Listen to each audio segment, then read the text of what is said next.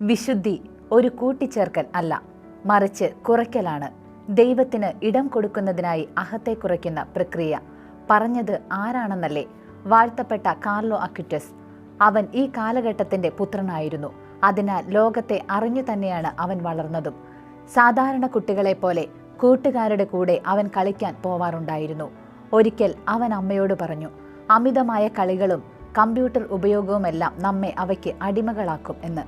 ദൈവം സമ്മാനമായി തന്ന സമയം പാഴാക്കാൻ പാടില്ല എന്ന ബോധ്യമായിരിക്കാം 1 മണിക്കൂറിൽ കൂടുതൽ കളിസ്ഥലങ്ങളിൽ ആയിരിക്കില്ല എന്ന ഉറച്ച തീരുമാനമെടുക്കാൻ അവനെ പ്രേരിപ്പിച്ചത്. തൻ്റെ കുറവുകളെ മനസ്സിലാക്കാൻ ശ്രമിക്കാറുള്ള അവൻ അത് പരിഹരിക്കാൻ കഠിനാധ്വാനം ചെയ്യുമായിരുന്നു. കാർലോ ഒരു ഭക്ഷണപ്രിയൻ ആയിരുന്നു. താൻ അമിതമായി ഭക്ഷണം കഴിക്കുന്നതായി അവന് ബോധ്യപ്പെട്ട നിമിഷം മുതൽ മിതമായി ഭക്ഷണം കഴിക്കാൻ അവൻ ശ്രദ്ധിച്ചു തുടങ്ങി. എന്നിരുന്നാലും ഉചിതമായ രീതിയിൽ ആസ്വദിച്ച് അവൻ ഭക്ഷണം കഴിച്ചിരുന്നു. ഏറെ പരിശ്രമത്തിനൊടുവിലാണ് ഇത്തരത്തിൽ കാർലോ അക്വിറ്റസ് വിജയം കൈവരിച്ചത്. അതുപോലെ ധാരാളം സംസാരിക്കുന്ന ശീലം അവനുണ്ടായിരുന്നു. കൂട്ടുകാരെ രസിപ്പിക്കാൻ കമ്പ്യൂട്ടറിൽ 3D കാർട്ടൂണുകൾ നിർമ്മിക്കുക, കൊച്ചു കൊച്ചു ഫലിതങ്ങൾ എഴുതുക തുടങ്ങിയ ഇഷ്ടവിനോദങ്ങളും അവൻ മറികടന്നു. ബുദ്ധിമുട്ടുള്ള കാര്യമായിരുന്നിട്ടും അവൻ വിജയിച്ചു. മിതമായ സംസാരം ഉചിത നേരങ്ങളിൽ മാത്രമായി.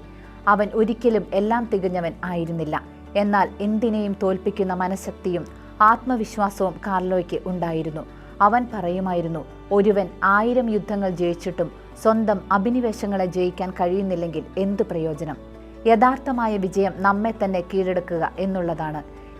ഇന്റർനെറ്റും മറ്റ് സാങ്കേതിക വിദ്യകളും അശ്ലീലമായവയ്ക്കായി ധാരാളം ദുരുപയോഗം ചെയ്യപ്പെടുന്ന ഇക്കാലത്ത് കാർലോയുടെ ജീവിത മാതൃക ഒത്തിരി പ്രചോദനമാണ്.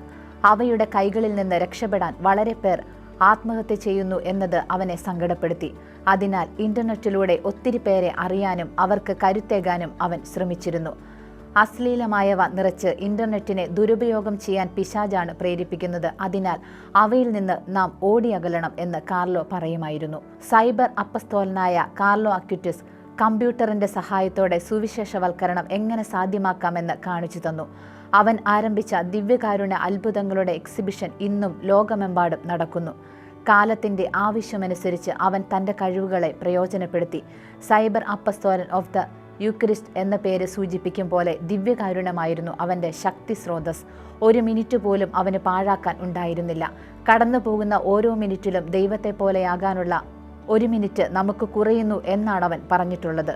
സമയവും സന്ദർഭവും കിട്ടുമ്പോഴെല്ലാം ആളുകളെ ദൈവത്തിലേക്ക് അടുപ്പിക്കാൻ ശ്രമിച്ചു. അവൻ്റെ കൂട്ടുകാർ അവൻ സംസാരിക്കുമ്പോൾ ആശ്ചര്യപൂർവ്വം ശ്രവിച്ചു. കാരണം അവനിൽ നിറഞ്ഞു തുളുമ്പിയ ദൈവിക സാന്നിധ്യം അവർക്ക് ദർശിക്കാൻ കഴിഞ്ഞു. ഈ കാലഘട്ടത്തിൽ ഇങ്ങനെയൊക്കെ പറ്റൂ എന്ന് പറഞ്ഞ് മുതിർന്നവരുടെയും കുട്ടികളുടെയും തെറ്റുകളും കുറവുകളും ന്യായീകരിക്കപ്പെടുന്ന ഇക്കാലത്ത് കേവലം 15 വർഷങ്ങൾ മാത്രം ഭൂമിയിൽ ജീവിച്ച് നിത്യസമ്മാനം കരസ്ഥമാക്കിയ വാഴ്ത്തപ്പെട്ട കാർലോ അക്വിറ്റസിന്റെ ജീവിതത്തിൽ നിന്ന് നമുക്ക് ഏറെ പഠിക്കാനുണ്ട്.